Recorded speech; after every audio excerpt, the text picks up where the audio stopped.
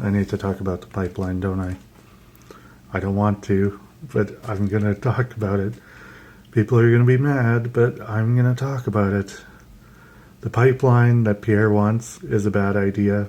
I'll start with that. Conservatives, feel free to leave your comments about how wrong I am, but allow me to explain myself. In 2035, the EU will be banning the sale of new vehicles that run on gas and diesel. That is a huge market, and that is a huge market that we would be depending on with this pipeline.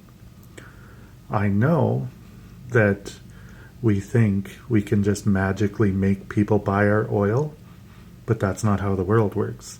If we look at how the world is going, it's going greener, and we are going to be left behind if we're still thinking about these projects. It's going to take 5 to 10 years to build this pipeline, and who is going to be buying that oil at that point?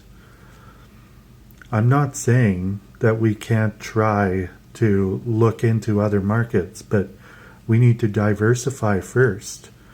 We can get every conservative in Alberta to chant about how great our oil is for the next 10 years, but that's not going to stop what the EU is doing. We need to look at the world and we need to say, well, they're moving away from these things. Maybe we should too. Fossil fuels are slowing down, and it's going to hurt us. I've said this before, and this isn't just as a Green Party member. This is as someone who can see that oil's a volatile industry at the best of times. But now we're going from a projected $4.6 billion surplus to presumably a deficit in Alberta because we banked on oil. We have a moratorium on green energy. So we can continue to gamble, and that's what Pierre wants to do because he thinks he's going to sit at his little big boy table and tell people to buy our oil, but that's not how it's going to work. It's going to be a huge investment, and there's not going to be a lot of return on it.